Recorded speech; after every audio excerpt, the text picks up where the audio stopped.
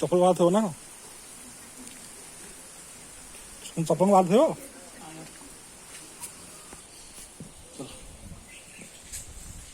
कौन सी जानते हैं कौन सी जिनसे हाथ लगेगी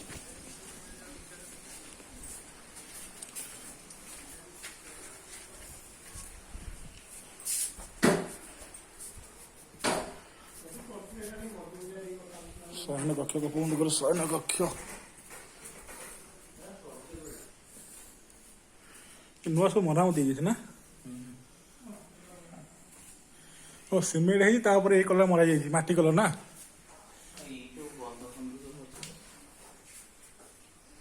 किलिटे घर ना पुणा घर सब केमती अच्छी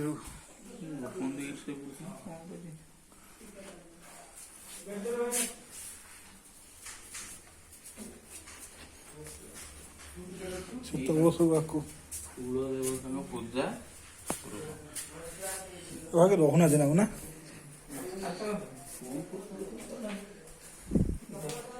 ठाकुर जगह यहाँ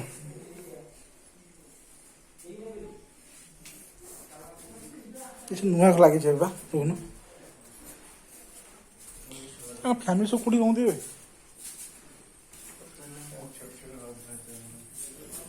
कैमरा लगे सब शयन घर के गोटे हाँ ये बड़ अच्छी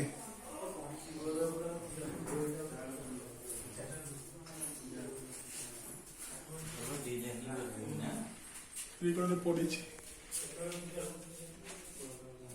कौन रखा है गोटे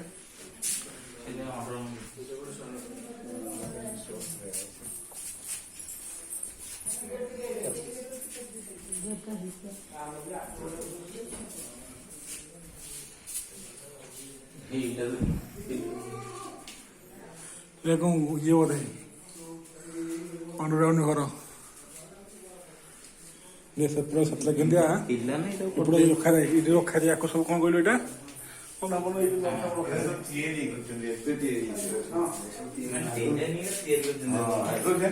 सिमेंट कर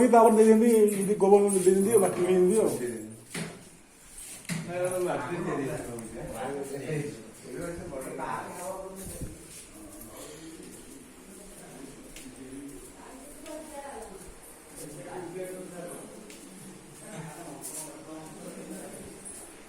सबुरी कैमरा लगी रे प्रति माने ये कैमरा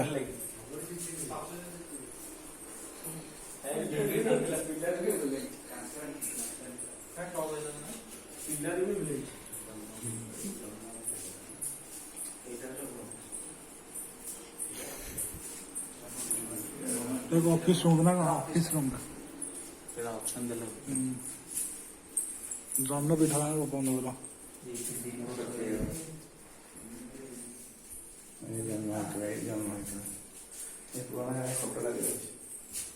हाँ एक खट ये दीप दही गोटे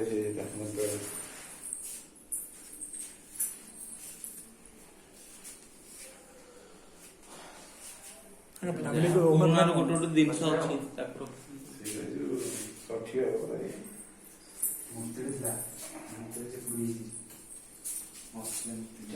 अच्छी दीप कि देख पुणे का दीप कि दीप मुझे फास्ट टाइम देखुची हाँ रे ढाल के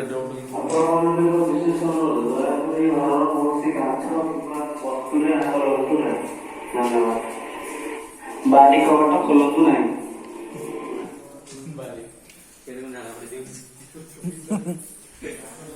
अब ये तो लंबा माने घर तो लंबा अच्छी रे हाँ अब 3टा फी दिखाई बोधे भोजन कक्ष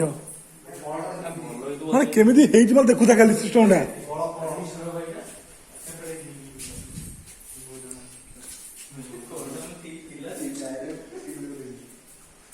माने भोजन कक्ष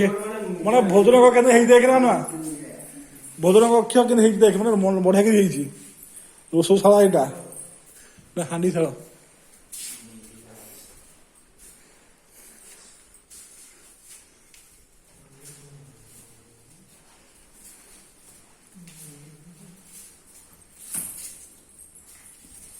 ଢିଙ୍କି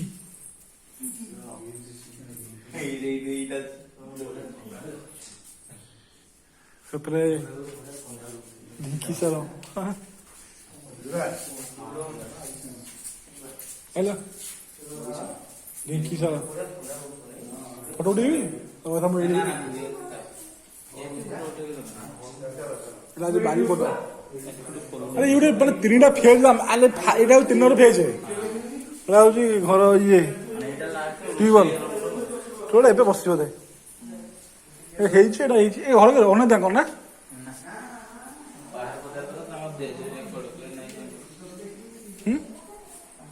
ହଁ ଦେଖେ ମାନେ ଗୋଟେ ଦେଖେ ସିଷ୍ଟମ ଦେଖେ ମାନେ ଆଗେ ହେଲା ଲୋକ ଶୋଇବେ ମଝିରେ ବି ଶୋଇବେ ଏପଟେ ରୋଷେଇ ଘର ମାନେ ଲାଷ୍ଟ ରହିଲା ରୋଷେଇ ଘର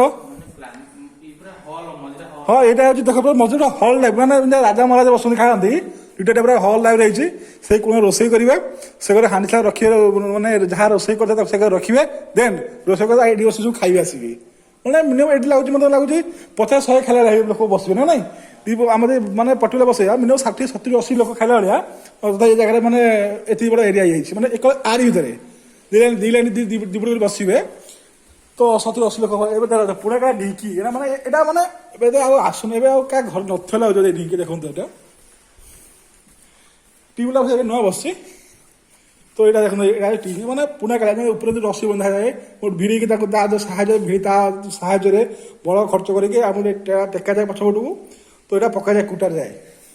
ତ ସାଧାରଣ ଲୋକ ଧାନ ସବୁ ଏଇଥିରେ କୁଟିକି ଆମେ ଖାଉଥିଲୁ ଧାନ ସବୁ ଯାହା ବି ହଉ ତ ଏଇଥିରେ କୁଟୁଥିଲେ এটা হচ্ছে আমি আসছি এটা 3 নম্বর মানে এটা লাস্ট শেষ এটা সেকেন্ড মঝিরে হল জন্মপীঠ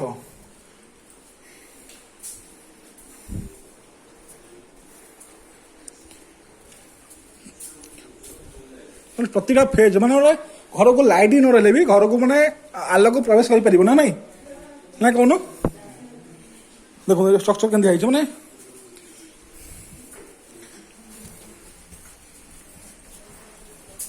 এটা হচ্ছে প্রথম কক্ষ এটা সেকেন্ড দ্বিতীয় গেলে এটা প্রথম কক্ষ এটা সব কଣ ହେଇଛି এটা ସବୁ କଣ ମରା ହେଇଛି ନା ଆଳ ଇଏ ଦିଆହେଇଛି ପିଚୁରା ଦିଆହେଇଛି ଅତି ସହଜେ ନଷ୍ଟ ହେବନି ଏଟା ବି